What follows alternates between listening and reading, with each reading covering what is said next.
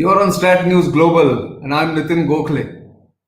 I have some updates coming from Ladakh, especially the standoff points at the line of actual control, where the two sides, the Indian troops and the Chinese troops, have been at a face-off position for almost 2 months now, from May 5th onwards. And so there's some good news that is coming our way.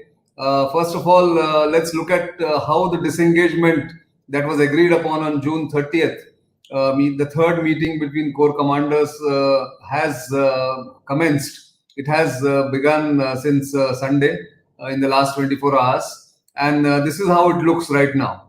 The main focus of the first phase of disengagement are the 3 points: the petrol point 14, petrol point 15, petrol point 17A.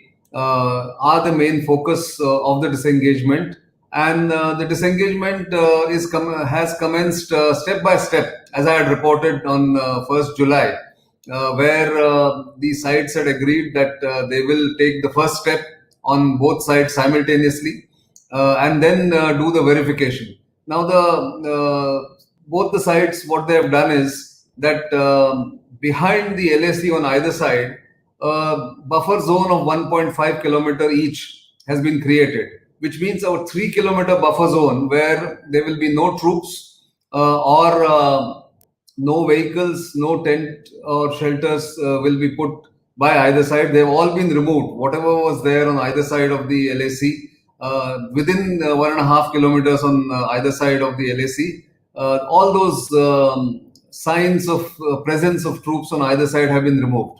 The vehicles, troops, tents, everything has moved back beyond 1.5 kilometer on each side at those 3 points: petrol point 14, petrol point 15, and petrol point 17A.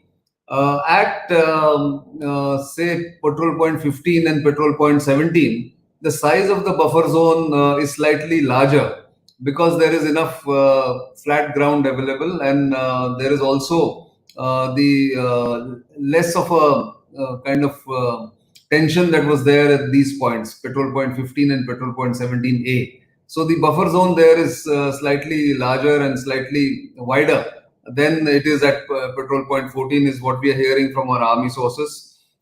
As I mentioned, the tents, troops, and vehicles have moved back on either side. But interestingly, and this is something that one needs to watch out very carefully, at Pangong Tso, between finger 4 and 8, the Chinese side has reduced its troop presence marginally. And I'm emphasizing this word marginally. Some of the vehicles have gone back. The troops have started thinning at between the finger 4 and finger 8. Although it cannot be said that it's real progress. And as we have been saying right from the beginning, the most contentious part of this discussion and the process of disengagement is going to be the presence of Chinese troops between finger 4 and finger 8. And that is going to be the key to what eventually happens. Full disengagement, as I've been saying all along, and I'm saying it again, will take much longer than the disengagement and then de-escalation and then de-induction at petrol point 14, petrol point 15, and petrol point 17A. But finger certainly is something that needs watching. But Indian Army sources and diplomatic and government sources all are now unanimous that slight marginal disengagement or marginal reduction or thinning down of troops on the Chinese side has begun. India doesn't need to come back on India's side, because India is already on India's side of the LAC. It is the Chinese who have come and plonked themselves between finger 4 and 8. Therefore, this is slightly different from the other 3 points. Now, the other issue is that the water levels. One difficulty that the troops are facing is the very high water levels in Galwan and Shiog rivers, which is creating some kind of a difficulty. Some of the equipment, some of the vehicles are stuck because of high temperatures in Aksai Chin and in Ladakh, the snows have melted in the higher reaches, and they have fed the rivers, especially Galwan River, which is in high spate, and which is also in a way forced the disengagement or hastened the disengagement wherever there were troops stationed in the river valley. They had to move to the higher grounds and had to then go back beyond the buffer zones because of the high spate of the rivers in that area.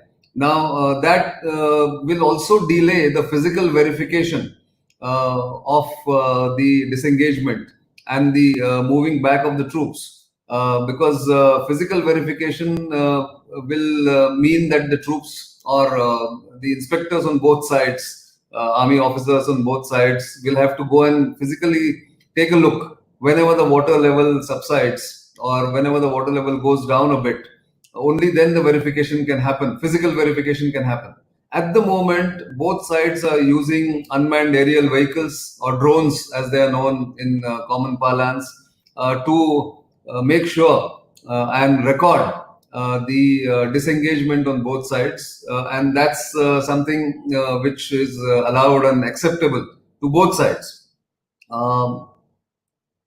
The other important confidence building measure here is that the communication lines between the two sides are open and functioning at Trishul on Indian side and Moldo on the other side in the Spangur gap, where constant communication is happening between commanders of both sides, who are in charge of first disengaging and then de-escalating, and they're constantly talking at least twice or thrice a day since yesterday, since Sunday, and are verifying or exchanging messages, which means that the communication between the ground commanders is intact and is in fact helping the process of disengagement.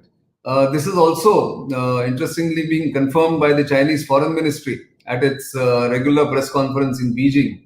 Is the latest update one has got, where they have spoken about the whole disengagement process having begun on the Chinese side and also on the Indian side.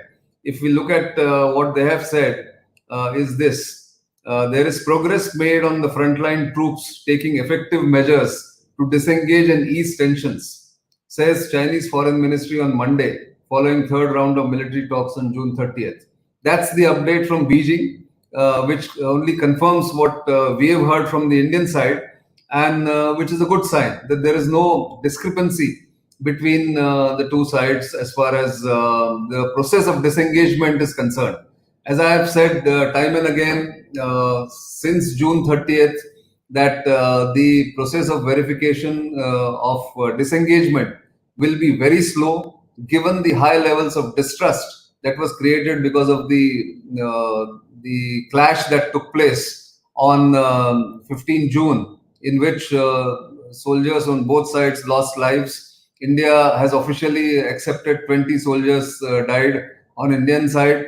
The Chinese figures have varied depending on who you are reading, which report are you listening to. But by all counts, the Chinese have lost between 30 and 35 soldiers in that clash, which is something that the PLA is not used to since 1979, when they fought their last war with Vietnam nearly 41 years ago. That notwithstanding, one good news is, and as I've said, and I'm wrapping up now, that's the update that one has on both stratnewsglobal.com and bharatshakti.in, our websites that we are bringing you this updates on, is that the process of disengagement agreed upon first on 6th of June in the Corps Commanders meeting, the first meeting, the second meeting on 22nd June, and finally the third meeting on 30th June, which decided to implement the decisions taken on 6th June,